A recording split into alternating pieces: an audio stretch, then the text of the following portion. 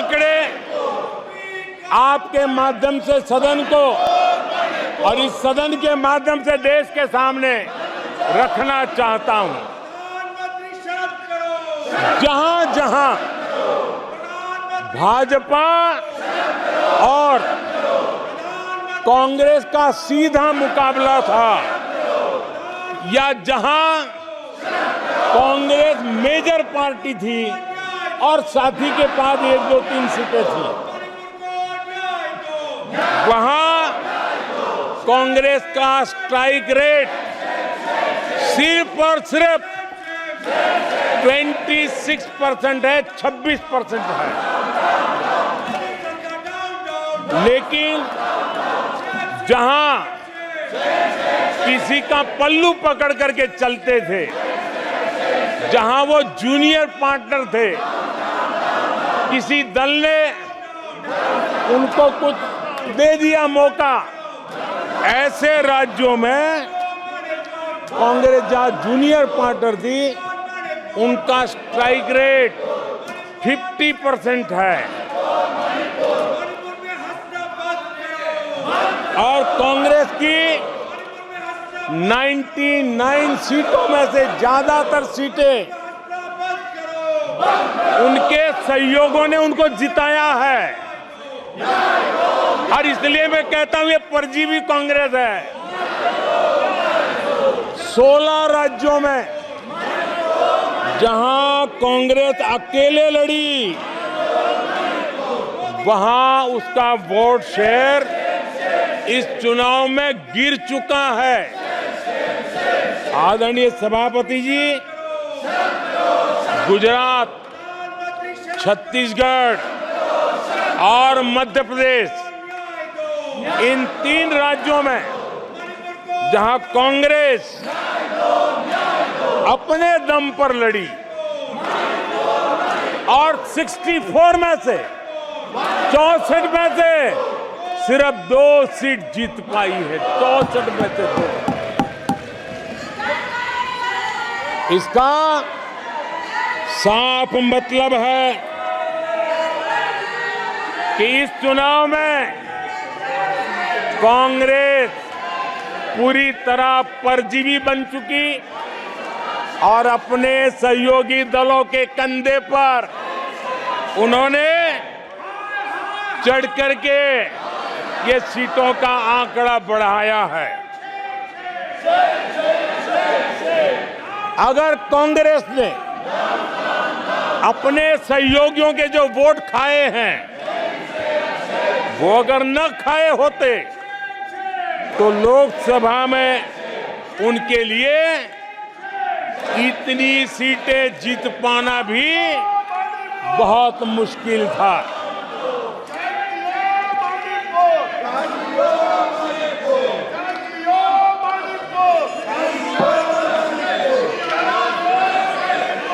आदरणीय सभापति जी,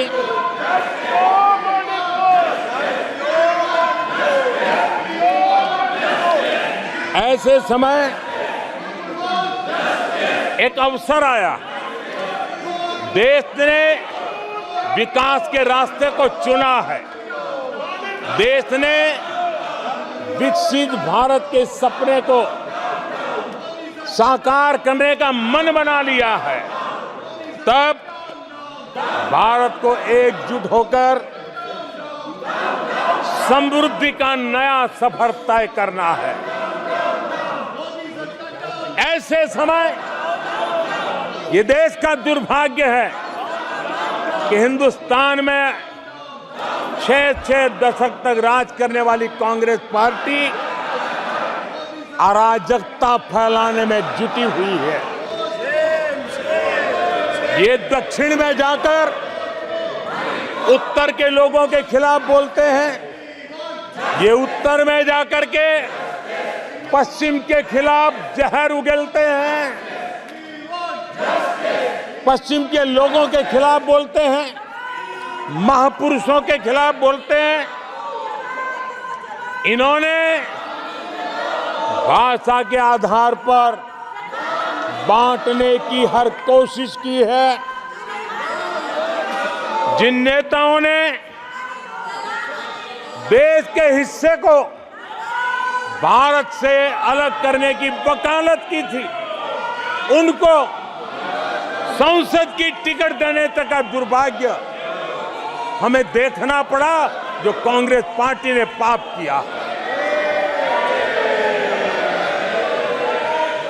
कांग्रेस पार्टी खुलेआम एक जाति को दूसरी जाति के खिलाफ लड़ाने के लिए रोज नई नए नैरेटिव गढ़ रही है, नए तय अफवाहें फैला रही है।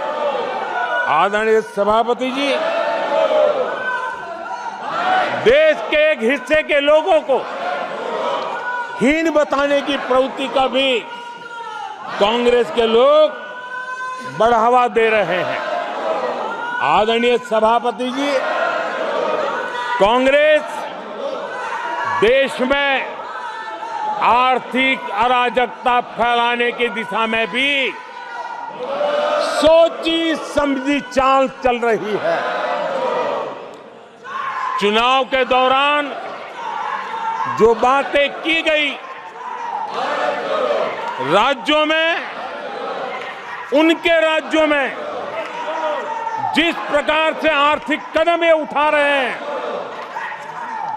ये वो रास्ता आर्थिक अराजकता की तरफ देश को घसीटने वाला है। उनके राज्य देश पर आर्थिक बोझ बन जाए, ये खेल जानबूझ करके खेला जा रहा है। मंचों से साफ साफ घोषणा की गई, अगर इनके मन का परिणाम नहीं आया, 4 जून को देश में आग लगा दी जाएगी, लोग इकट्ठे होंगे, अराजकता फैलाएंगे। ये अधिकृत रूप से आह्वान किए गए, ये अराजकता फैलाना इनका मकसद है। भारत की लोकतांत्रिक प्रक्रिया को सवालों के घेरे में लाकर अराजकता फैलाने का प्रयास किया गया है। सीएए को लेकर जो अराजकता फैलाई गई, देश के लोगों में गुमराह करने का जो खेल खेला गया, पूरी इकोसिस्टम इस बात को बल देती रही ताकि उनके राजनीतिक मकसद पूरे हो।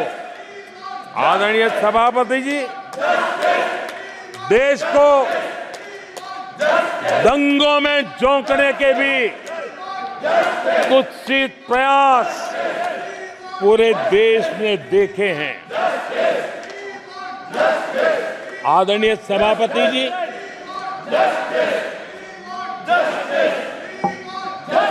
आजकल सिंपैथी गेन करने का एक नई ड्रामेबाजी शुरू की गई है, नया खेल खेला जा रहा है। मैं एक किस्सा सुनाता हूं। एक बच्चा स्कूल से आया और जोर जोर से रोने लगा और उसकी माँ भी डर गई, क्या हो गया, बहुत रोने लगा और फिर कहने लगा, माँ मुझे आज स्कूल में मारा गया, आज स्कूल में मुझे उसने मारा, आज स्कूल में मुझे इसने मारा, और जोरों जोरों से रोने लगा। माँ परेशान हो गई। उसने उसे पूछा कि बेटा बात क्या थी, लेकिन वो बता नहीं रहा था, बस रो रहा था, मुझे मारा मुझे मारा।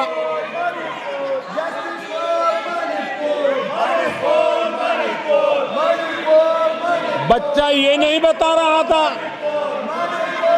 कि आज स्कूल में उस बच्चे ने किसी बच्चे को मां की गाली दी थी। उसने ये नहीं बताया किसी बच्चे की किताबें उसने फाड़ दी थी। उसने ये नहीं बताया कि उसने टीचर को चोर कहा था। उसने ये नहीं बताया कि किसी का टिफिन चुरा करके खा गया था। हमने कल सदन में यही बचकाना हरकत देखी है। कल यहां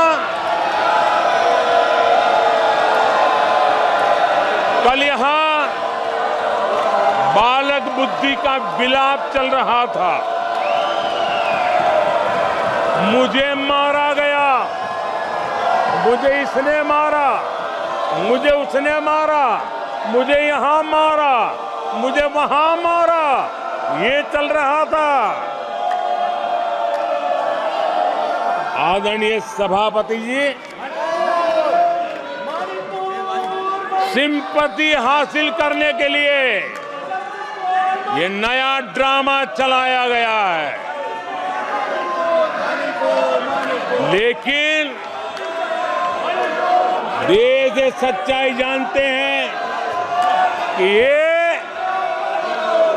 हजारों करोड़ रुपए उसकी हेराफेरी के मामले में जमानत पर बाहर है।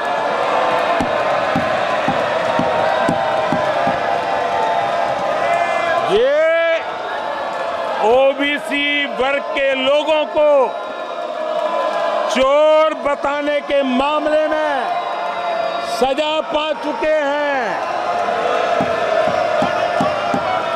इनको देश की सर्वोच्च अदालत पर गैर जिम्मेदाराना बयान देने के बाद माफी मांगनी पड़ी है।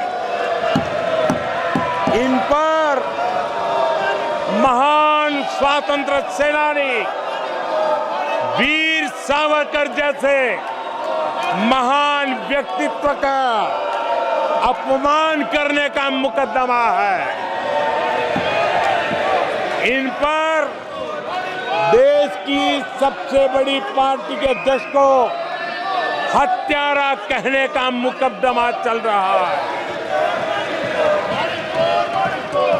इन पर अनेक नेताओं, अधिकारियों, संस्थानों पर झूठ बोलने के गंभीर आरोप है और वो केस चल रहे हैं। आदरणीय सभापति जी, बालक बुद्धि में ना बोलने का ठिकाना होता है और न ही बालक बुद्धि में व्यवहार का कोई ठिकाना होता है। और जब ये बालक बुद्धि पूरी तरह सवार हो जाती है तो सदन में भी किसी के गले पड़ जाते हैं। ये बालक बुद्धि अपनी सीमाएं खो देती है तो सदन के अंदर बैठ करके आंखें मारते हैं, आंखें मारते हैं। इनकी सच्चाई आदरणीय सभापति जी अब पूरा देश समझ गया है। इसलिए आज देश इनसे कह रहा है तुमसे नहीं हो पाएगा, तुमसे ना हो पाएगा।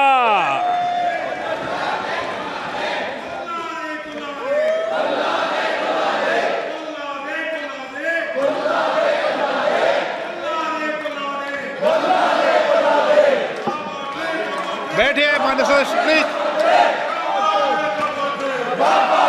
ये तरीका संसद आदरणीय अध्यक्ष जी, तुलसीदास जी कह गए हैं, अखिलेश जी तुलसीदास जी कह गए हैं, जूठई लेना, जूठई देना, जूठई भोजन, जूठई चबेना। तुलसीदास जी ने कहा है, जूठई लेना, जूठई देना, जूठई भोजन, जूठई चबेना। कांग्रेस ने झूठ को राजनीति का हथियार बनाया। कांग्रेस के मुंह झूठ लग गया है।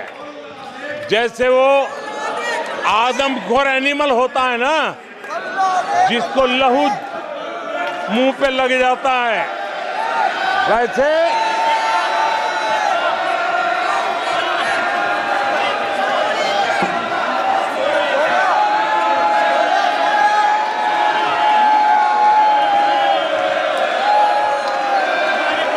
आदरणीय सभापति जी, कांग्रेस के मुंह झूठ का खून लग गया है। देश ने कल 1 जुलाई को खटाखट दिवस भी मनाया है।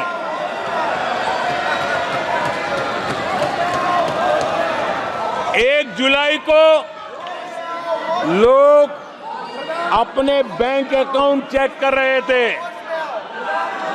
कि 8,500 रुपये आए कि नहीं आए।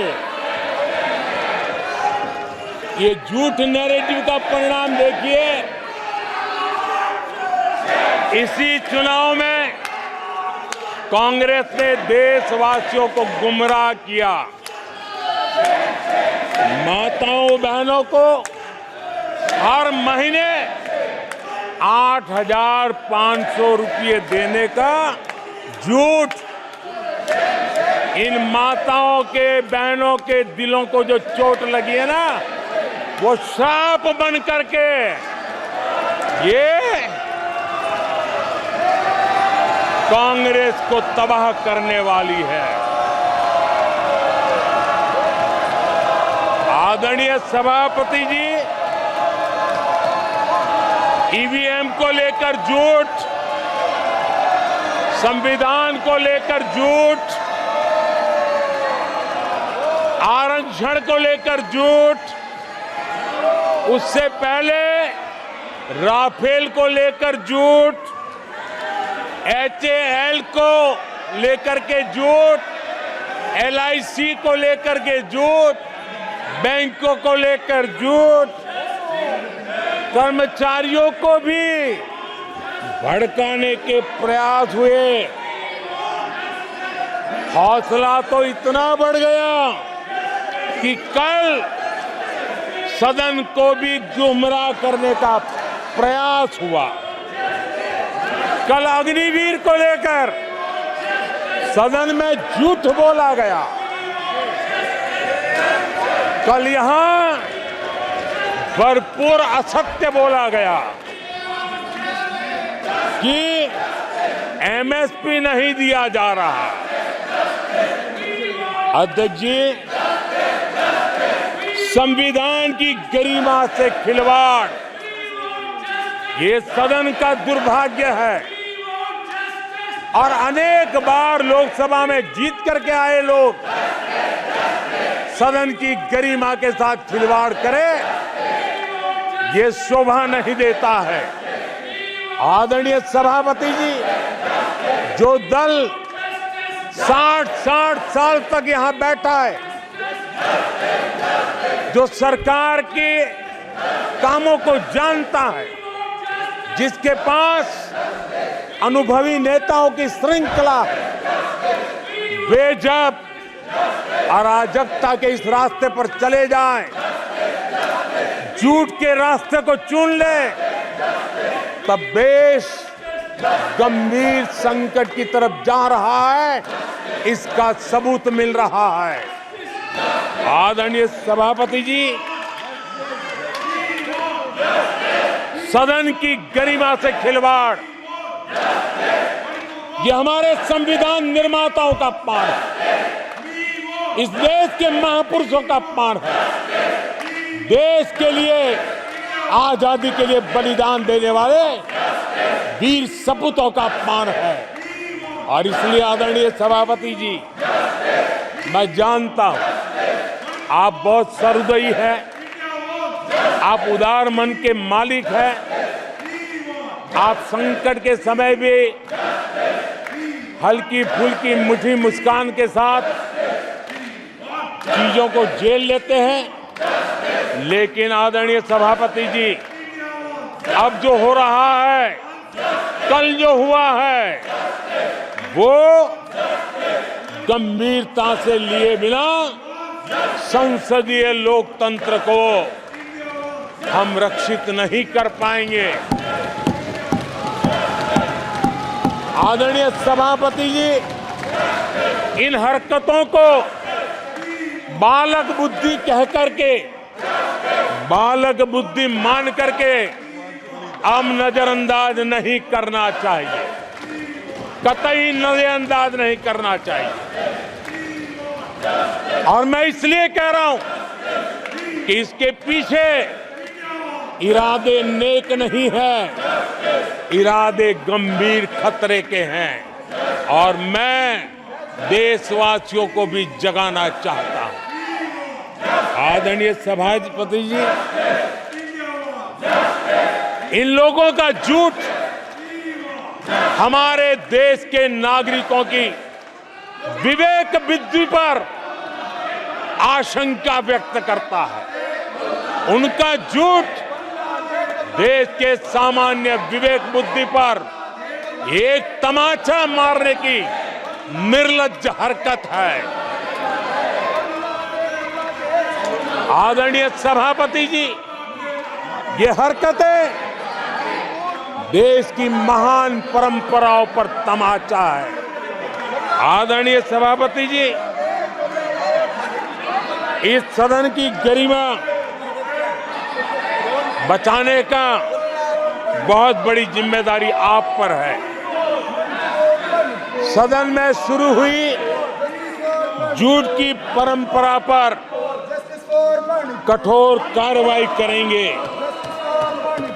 ये देशवासियों की भी और इस सदन की भी अपेक्षा है। आदरणीय सभापति जी, कांग्रेस ने संविधान और आरक्षण पर भी हमेशा झूठ बोला है। आज मैं 140 करोड़ देशवासियों के सामने सच्चाई रखना चाहता हूं, बड़ी नम्रता पूर्वक रखना चाहता हूं। देशवासियों ने भी इस सत्य को जानना बहुत जरूरी है। आदरणीय सभापति जी, आपातकाल इमरजेंसी का 50वां वर्ष है। इमरजेंसी सिर पर सिर्फ सत्ता के लोभ के खातिर, तानाशाही मानसिकता के कारण देश पर थोपा गया तानाशाही शासन था। और कांग्रेस क्रूरता की सभी हदें पार कर चुकी है। उसने अपने ही देशवासियों पर क्रूरता का पंजा फैलाया था और देश के ताने बाने को छिन्न विच्छिन्न करने का पाप किया था। आदरणीय सभापति जी, सरकारों को गिराना, मीडिया को दबाना, हर कारनामे संविधान की भावना के खिलाफ, संविधान की धाराओं के खिलाफ, संविधान के एक एक शब्द के खिलाफ थे। ये वो लोग हैं जिन्होंने प्रारंभ से देश के दलितों के साथ, देश के पिछड़ों के साथ घोर अन्याय किया है।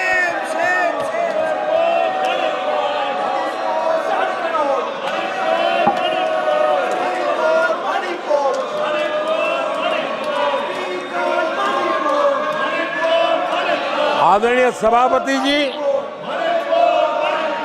और इसी कारण से बाबा साहब आम्बेडकर ने कांग्रेस की दलित विरोधी, पिछड़े विरोधी मानसिकता के कारण नेहरू जी की कैबिनेट से इस्तीफा दिया था।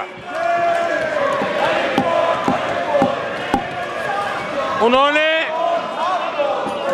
पर्दाफाश किया था कि कैसे नेहरू जी ने दलितों, पिछड़ों के साथ अन्याय किया और बाबा साहब आम्बेडकर ने कैबिनेट से इस्तीफा देते समय जो कारण बताए थे, वो कारण इनके चरित्र को दर्शाते हैं। बाबा साहब आम्बेडकर जी ने कहा था, मैं सरकार द्वारा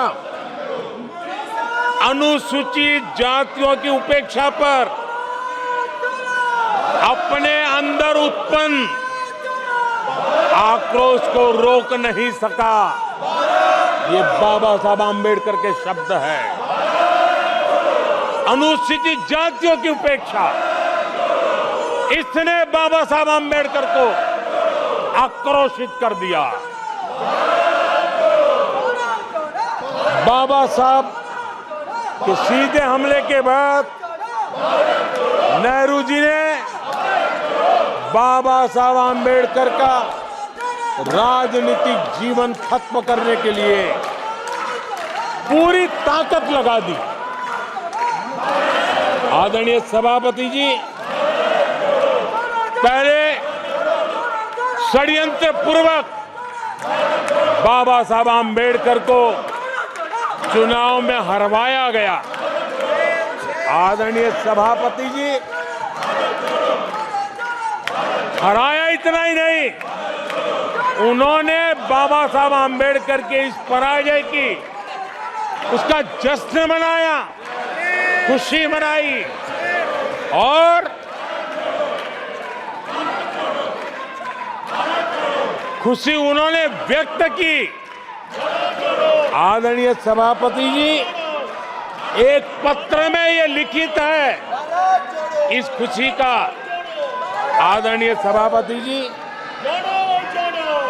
बाबा साहब की तरह ही दलित नेता बाबू जगजीवन राम जी को भी उनका हक नहीं दिया गया।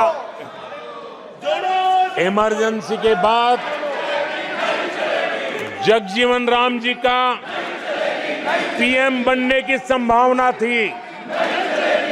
इंदिरा गांधी जी ने पक्का किया कि जगजीवन राम जी किसी भी हालत में पीएम न बने, और एक किताब में लिखा गया है कि किसी भी कीमत पर जगजीवन राम प्रधानमंत्री नहीं बनने चाहिए। अगर बन गए तो वो हटेंगे नहीं जिंदगी पर। ये इंदिरा जी गांधी का कोट उस किताब में है। कांग्रेस ने चौधरी चरण सिंह जी के साथ भी यही व्यवहार किया, उनको भी नहीं छोड़ा था। पिछड़ों के नेता, कांग्रेस पार्टी के अध्यक्ष बिहार के सपूत सीताराम केसरी के साथ भी अपमानित व्यवहार करने का पाप इसी कांग्रेस ने किया। आदरणीय सभापति जी, कांग्रेस पार्टी प्रारंभ से ही आरक्षण की घोर विरोधी रही है। नेहरू जी ने तो मुख्यमंत्रियों को चिट्ठी लिख करके साफ साफ शब्दों में आरक्षण का विरोध किया था। कांग्रेस के एक प्रधानमंत्री श्रीमती इंदिरा गांधी जी ने मंडल कमीशन का रिपोर्ट ठंडे बक्से में सालों तक दबाए रखा था। आदरणीय सभापति जी, कांग्रेस पार्टी के तीसरे प्रधानमंत्री श्रीमान राजीव गांधी, और जब विपक्ष में थे उनका सबसे लंबा भाषण आरक्षण के खिलाफ था। वो आज भी संसद के रिकॉर्ड में उपलब्ध है। और इसलिए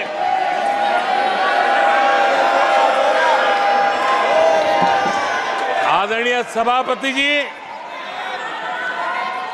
मैं आज एक गंभीर विषय पर आपका और देशवासियों का ध्यान आकर्षित करना चाहता हूं। कल जो हुआ, इस देश के कोटि कोटि देशवासी आने वाली सदियों तक माफ नहीं करेंगे। आदरणीय सभापति जी, 131 साल पहले, 131 ईयर पहले स्वामी विवेकानंद जी ने शिकागो में कहा था, मुझे गर्व है कि मैं उस धर्म से आता हूं जिसने पूरी दुनिया को सहिष्णुता और वैश्विक स्वीकृति सिखाई है। 131 साल पहले हिंदू धर्म के लिए विवेकानंद जी ने अमेरिका के शिकागो में दुनिया के दिग्गजों के सामने कहा था। आदरणीय सभापति जी, हिंदू सहनशील है, हिंदू अपनत्व को लेकर के जीने वाला समूह है। इसी कारण भारत का लोकतंत्र, भारत की इतनी विविधताएं, उसका वैविध्य की विराटता आज उसी के कारण पनपी है और पनप रही है। आदरणीय सभापति जी, गंभीर बात है कि आज हिंदुओं पर झूठा आरोप लगाने की साजिश हो रही है, गंभीर षड्यंत्र हो रहा है।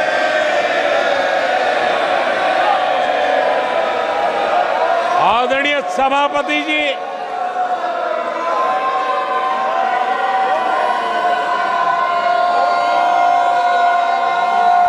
आदरणीय सभापति जी,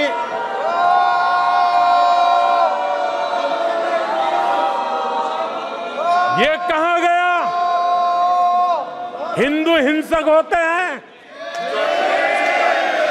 ये है आपके संस्कार,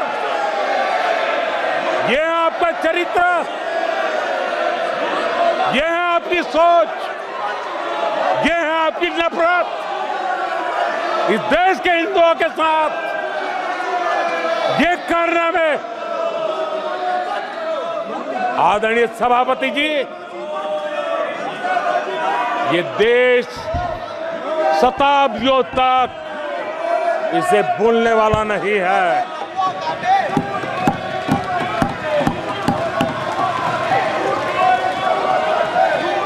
कुछ दिन पहले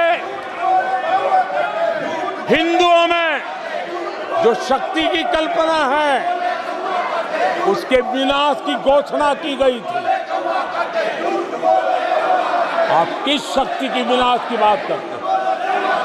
ये देश सदियों से शक्ति का उपासक है। ये मेरा बंगाल मां दुर्गा की पूजा करता है, शक्ति की उपासना करता है। ये बंगाल मां काली की उपासना करता है, समर्पित भाव से करता है। आप उस शक्ति के विनाश की बातें करते हो। ये वो लोग हैं जिन्होंने हिंदू आतंकवाद ये शब्द गढ़ने की कोशिश की थी।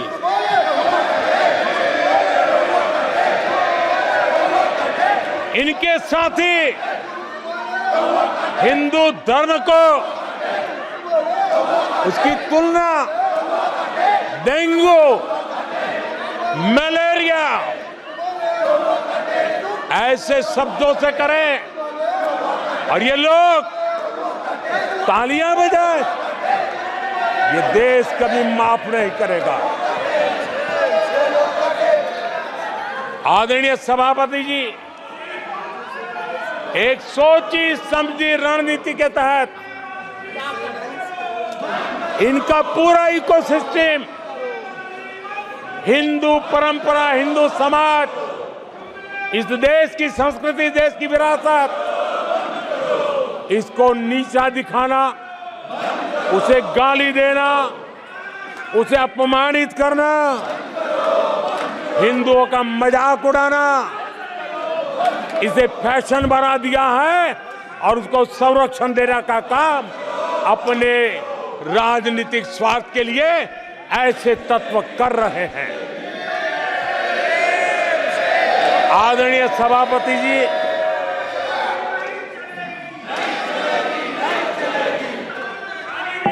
माननीय सदस्य प्लीज। आदरणीय सभापति जी, हम बचपन से सीखते हुए आए हैं, गांव का हो, शहर का हो, गरीब हो, अमीर हो, इस देश का हर बच्चा ये जानता है ईश्वर का हर रूप, आदरणीय सभापति जी, ईश्वर का हर रूप दर्शन के लिए होता है। ईश्वर का कोई भी रूप निजी स्वार्थ के लिए, प्रदर्शन के लिए नहीं होता है। जिसके दर्शन होते हैं उसके प्रदर्शन नहीं होते हैं। आदरणीय सभापति जी, हमारे देवी देवताओं का अपमान 140 करोड़ देशवासियों के दिलों को गहरी चोट पहुंचा रहा है।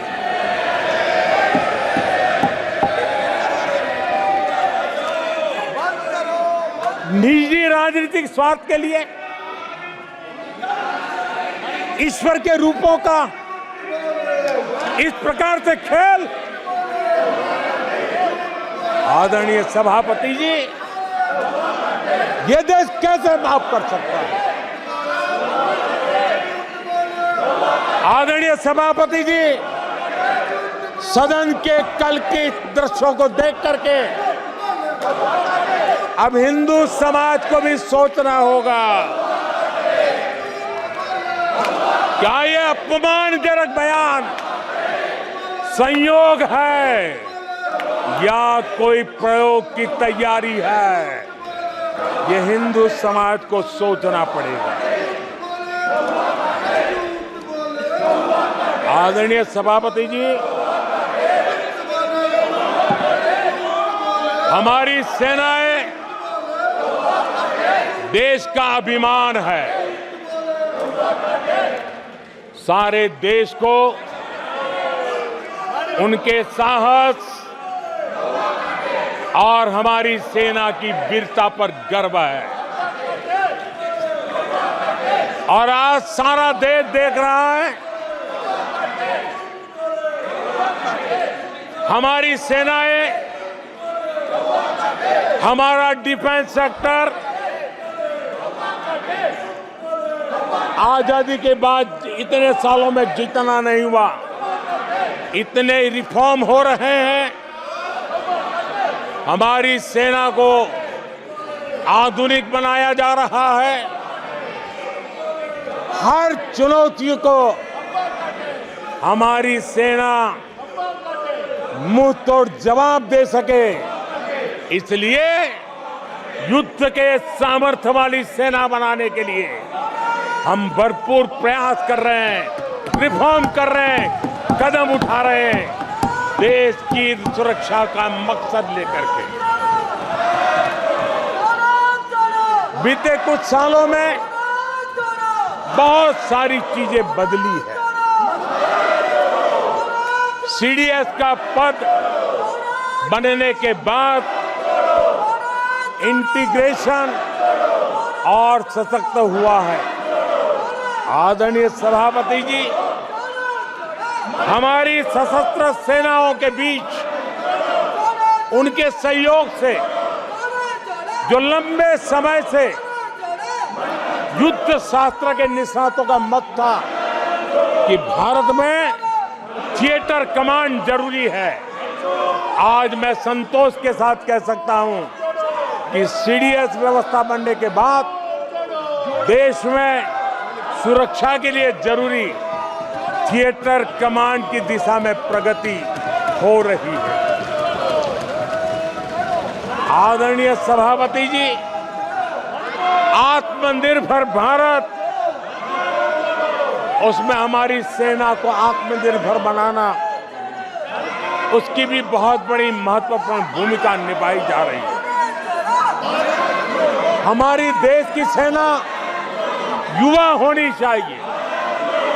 सेना दुश्मनों के दांत खट्टे करने के लिए होती है। हमें हमारे युवाओं पर भरोसा होना चाहिए।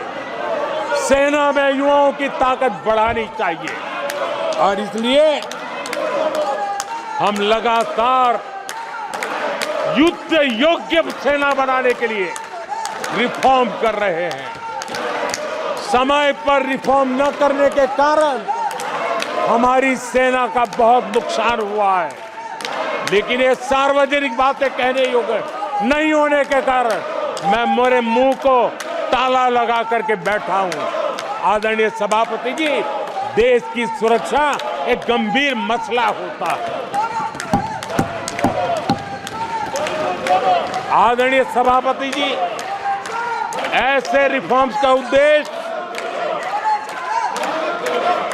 किसी भी परिस्थिति में, अब युद्ध के रूप बदल रहे हैं,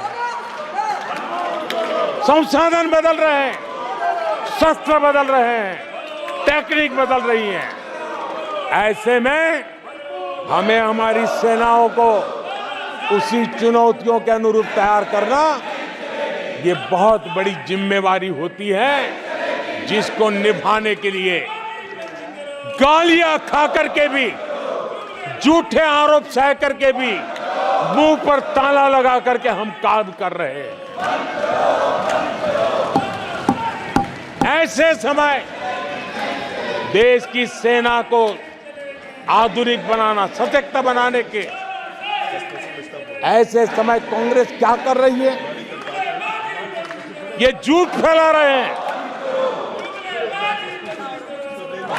ये डिफेंस रिफॉर्म्स के प्रयासों को कमजोर करने का षड्यंत्र कर रहे हैं।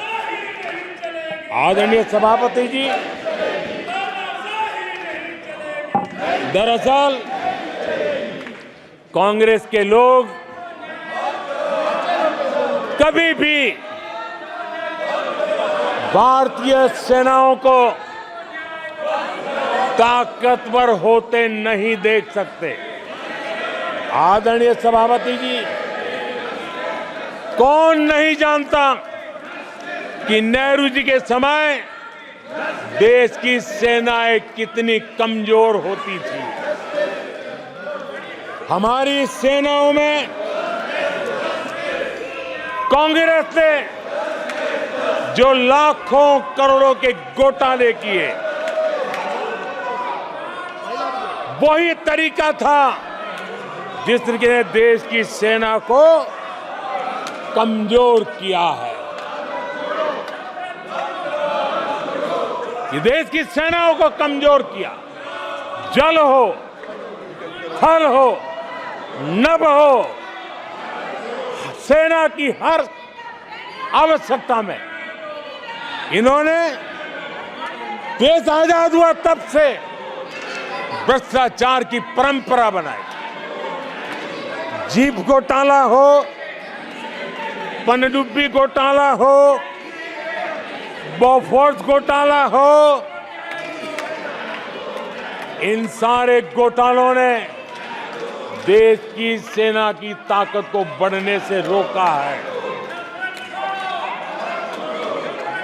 वो भी एक वक्त था आदरणीय सभापति जी, कांग्रेस के जमाने में हमारी सेनाओं के पास बुलेट प्रूफ जैकेट भी नहीं हुआ करते थे।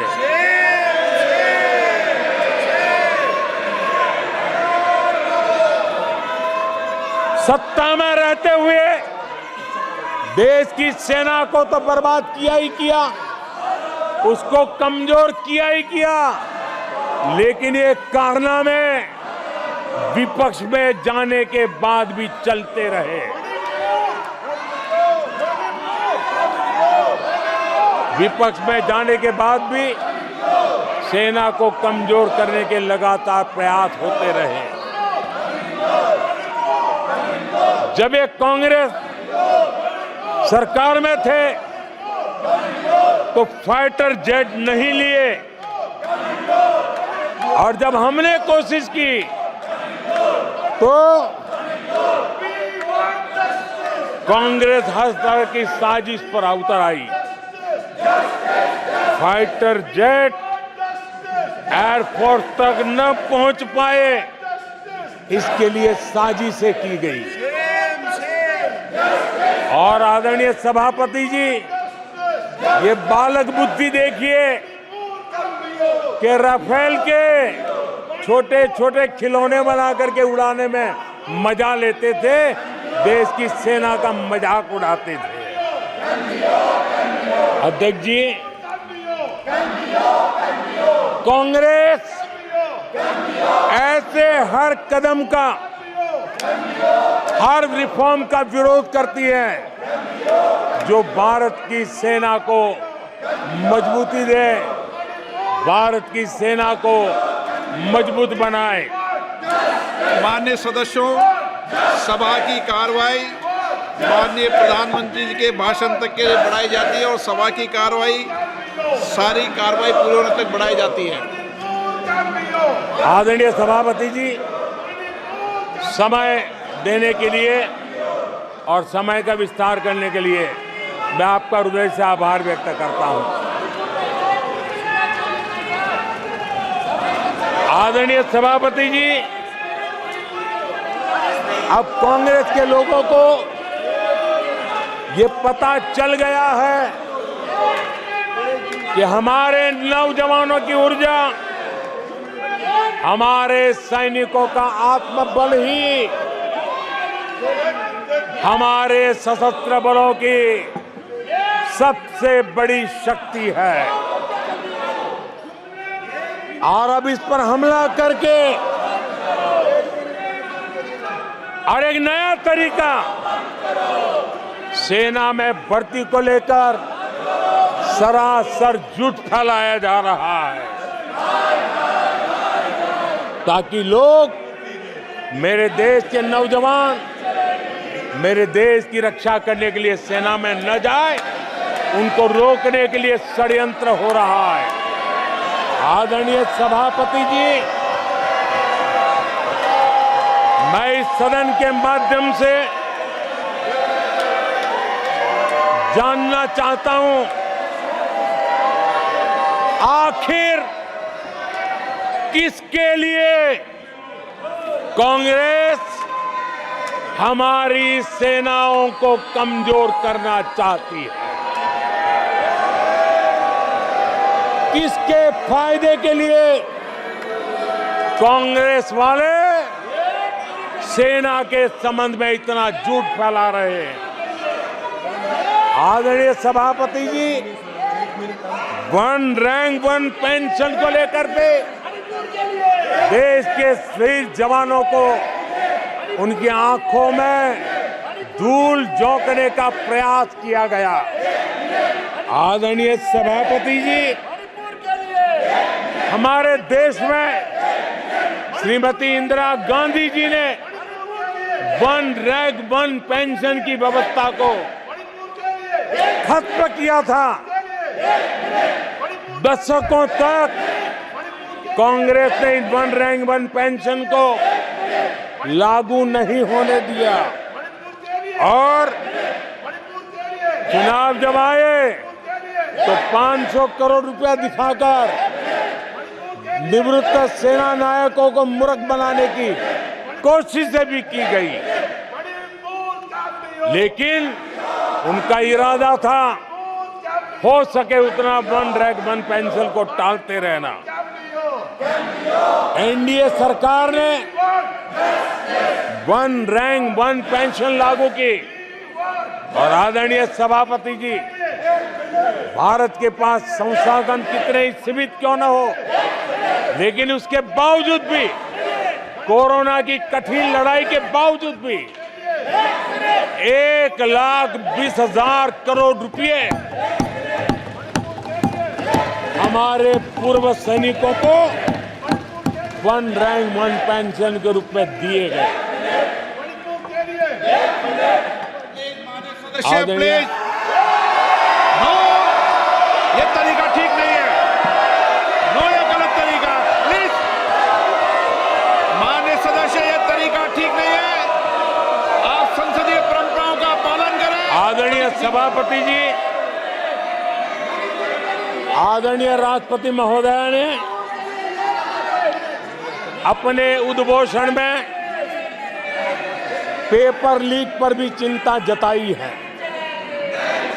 मैं भी देश के हर विद्यार्थी को, देश के हर नौजवानों को कहूंगा कि सरकार ऐसी घटनाओं को रोकने के लिए अत्यंत गंभीर है और युद्ध स्तर पर हम अपनी जिम्मेवारियों को पूरा करने के लिए एक के बाद एक कदम उठा रहे हैं। युवाओं के भविष्य के साथ खिलवाड़ करने वालों को कतई छोड़ा नहीं जाएगा। नीट के मामले में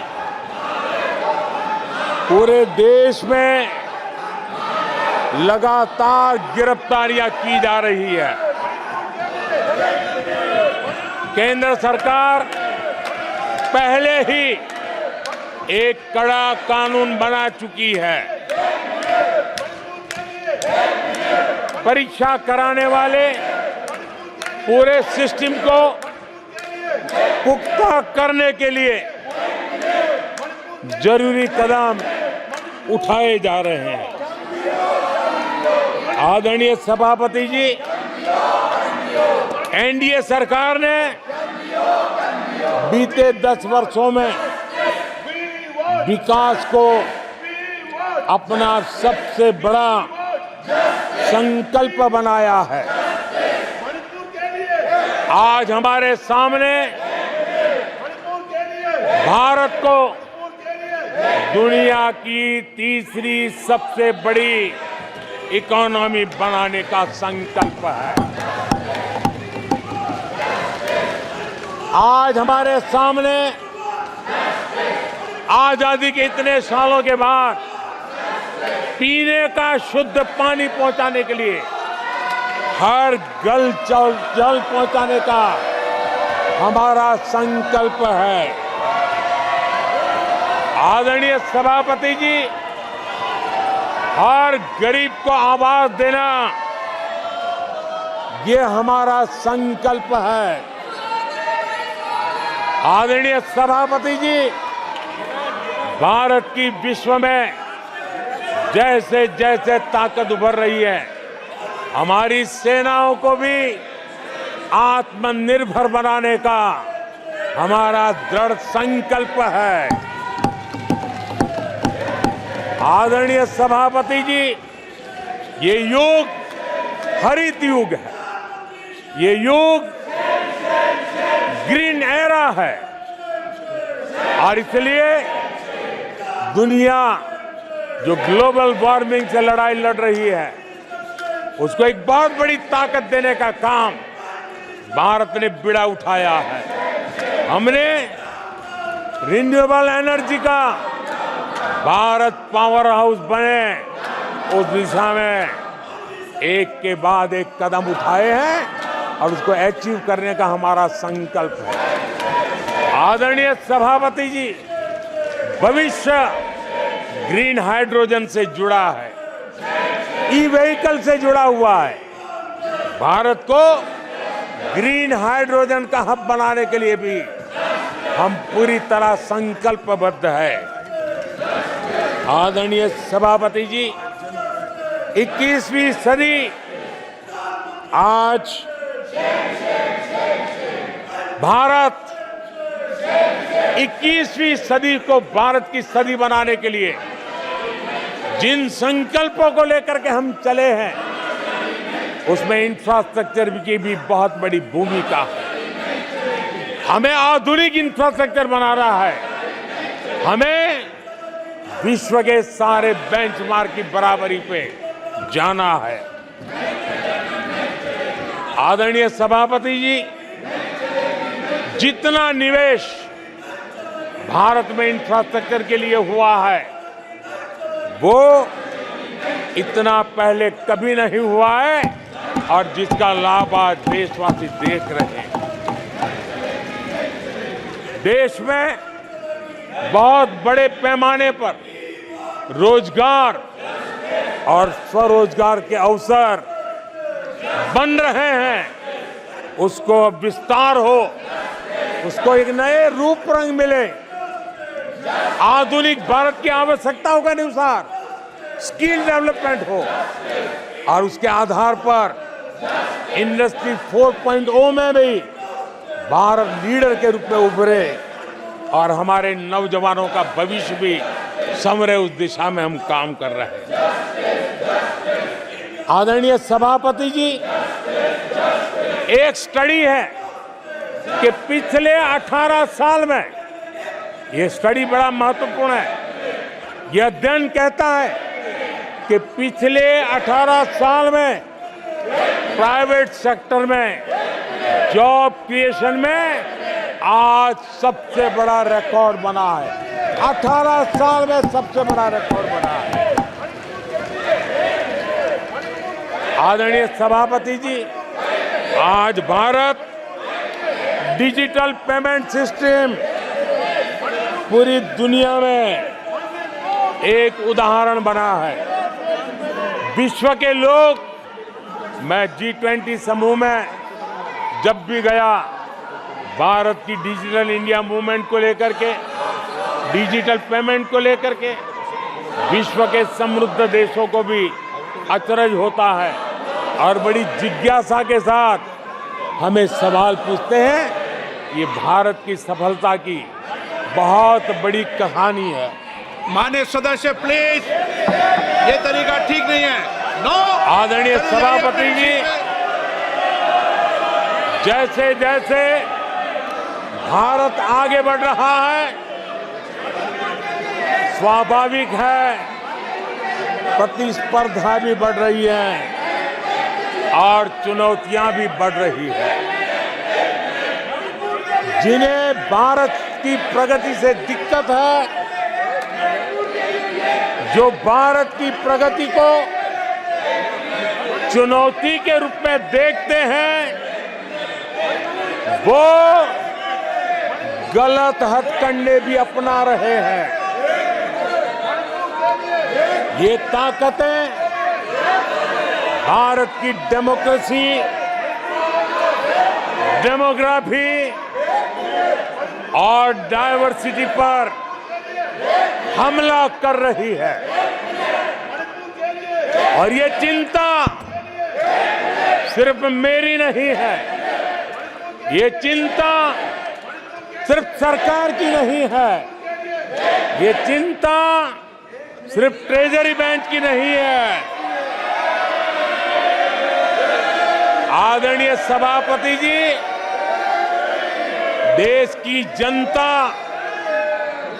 और माननीय सुप्रीम कोर्ट तक सबको इन बातों से चिंतित है। सुप्रीम कोर्ट ने जो कहा है वो कोर्ट मैं आज सदन के सामने रखना चाहता हूं। सुप्रीम कोर्ट का एक कोर्ट देश के करोड़ों करोड़ लोगों के लिए भी कैसे कैसे संकट आने की संभावनाएं दिख रही है, इसकी तरफ इशारा करता है। आदरणीय सभापति जी, सुप्रीम कोर्ट ने अपने एक जजमेंट में बड़ी गंभीरता पूर्वक कहा है और मैं कोट पढ़ता हूं, ऐसा लगता है इस महान देश की प्रगति पर, ऐसा लगता है कि इस महान देश की प्रगति पर संदेह प्रकट करने, उसे कम करने और हर संभव मोर्चे पर उसे कमजोर करने का एक ठोस प्रयास किया जा रहा है। ये सुप्रीम कोर्ट की बात पढ़ रहा हूं। सुप्रीम कोर्ट आगे कह रही है, इस तरह के किसी भी प्रयत्न या प्रयास को आरंभ में ही रोक दिया जाना चाहिए। देश की सुप्रीम कोर्ट का एक कोर्ट है।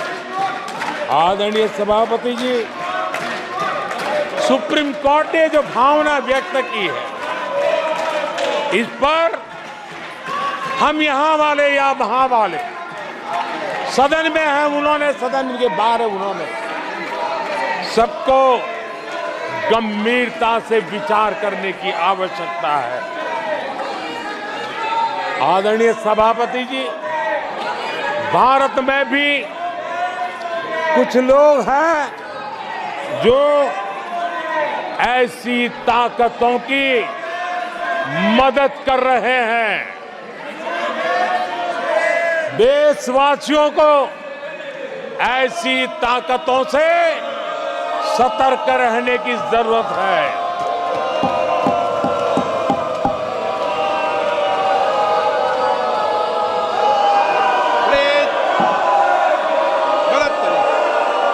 आदरणीय सभापति जी, 2014 में सरकार में आने के बाद देश के सामने एक बहुत बड़ी चुनौती कांग्रेस के साथ ही कांग्रेस का इकोसिस्टम भी रहा है। ये इकोसिस्टम से मिली खाद पानी, इसके दम पर एक कांग्रेस की मदद से ये इकोसिस्टम 70 साल तक फला फूला है। मैं आज सभापति जी इस इकोसिस्टम को चेतावनी देता हूं।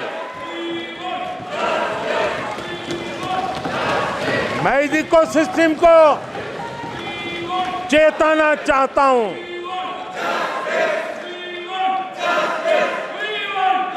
इकोसिस्टम की जो हरकतें हैं, जिस तरह इकोसिस्टम ने ठान लिया है कि देश की विकास यात्रा को रोक देंगे, देश की प्रगति को डिरेल कर देंगे, मैं आज इकोसिस्टम को बता देना चाहता हूं, उसकी हर साजिश का जवाब अब उसी की भाषा में मिलेगा।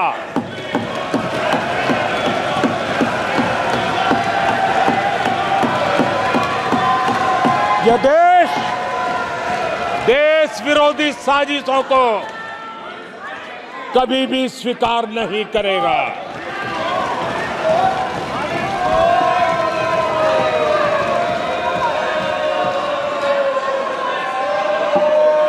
आदरणीय सभापति जी, ये ऐसा कालखंड है जब दुनिया भारत की प्रगति को बहुत गंभीरता से ले रही है, हर बारीकी को नोटिस कर रही है।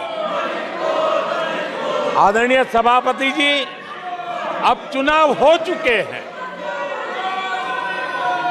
140 करोड़ देशवासियों ने 5 साल के लिए अपना निर्णय जनादेश दे दिया है। आवश्यक है कि विकसित भारत के निर्माण के लिए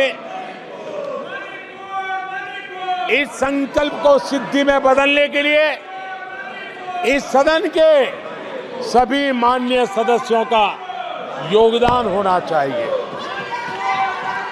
मैं उन सबको निमंत्रित करता हूं कि विकसित भारत के संकल्प को पूर्ण करने के लिए आप भी जिम्मेवारी के साथ आगे आइए।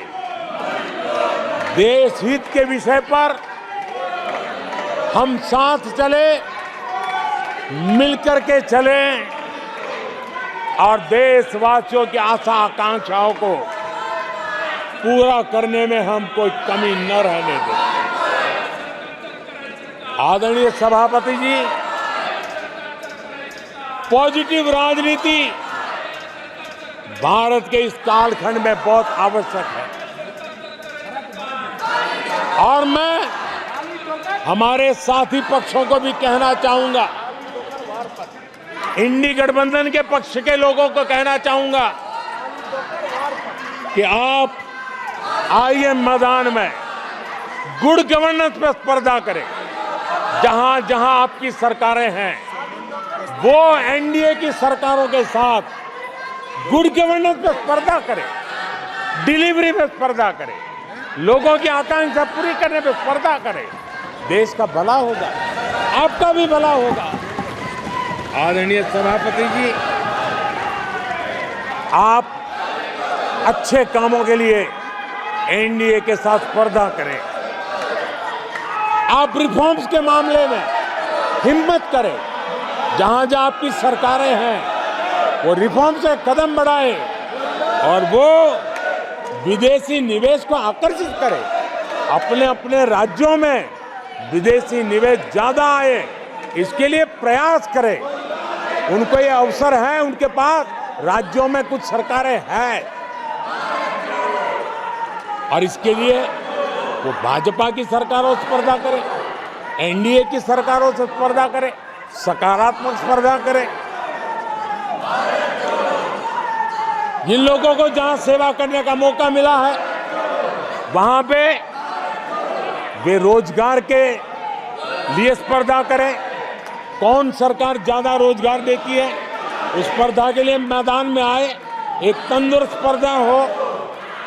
साथी आदरणीय सभापति जी, हमारे यहाँ भी कहा है कि गहना कर्मणो गति ही, गहना कर्मणो गति है, यानी कर्म की गति गहन है। इसलिए आक्षेप, झूठ, फरेब, डिबेट ऐसी जीतने के बजाय कर्म से, कुशलता से, समर्पण भाव से, सेवा भाव से जरा लोगों के दिल जीतने के लिए कोशिश होनी चाहिए। आदरणीय सभापति जी, मैंने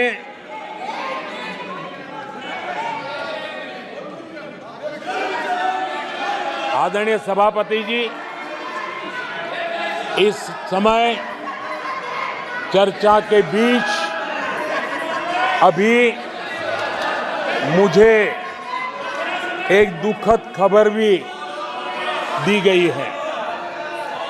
यूपी के हाथरस में जो भगदड़ हुई उसमें अनेकों लोगों की दुखद मृत्यु होने की जानकारी आ रही है। जिन लोगों की इस हादसे में जान गई है, मैं उनके प्रति अपनी संवेदना व्यक्त करता हूं।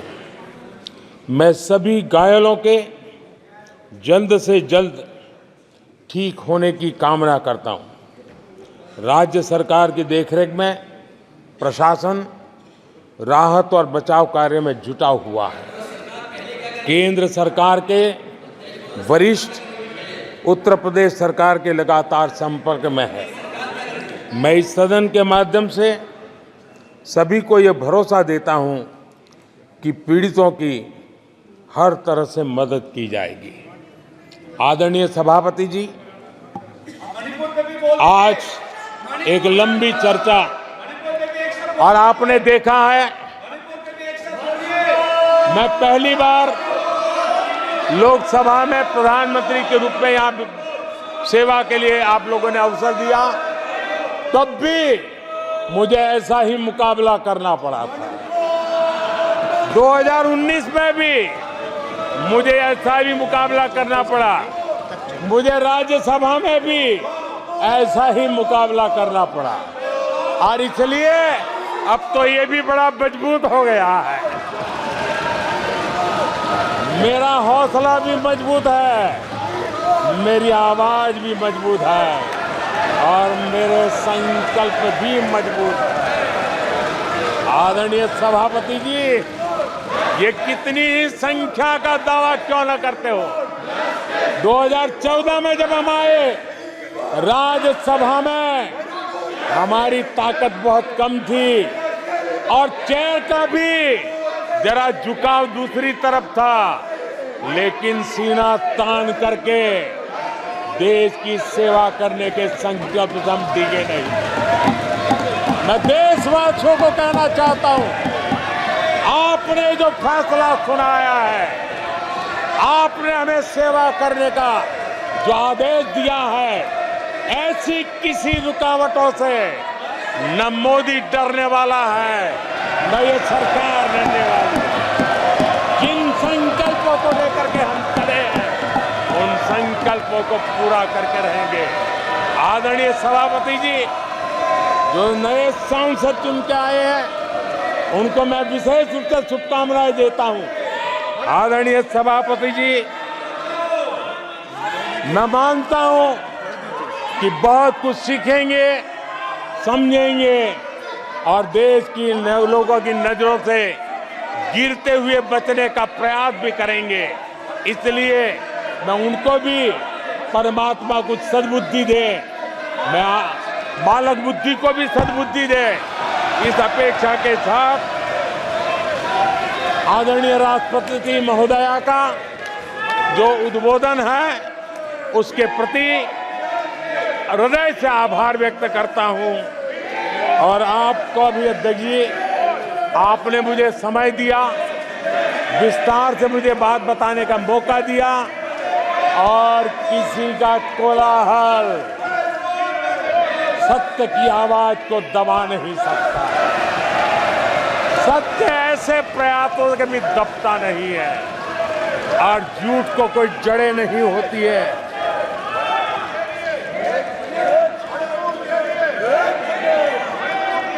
आदरणीय सभापति जी,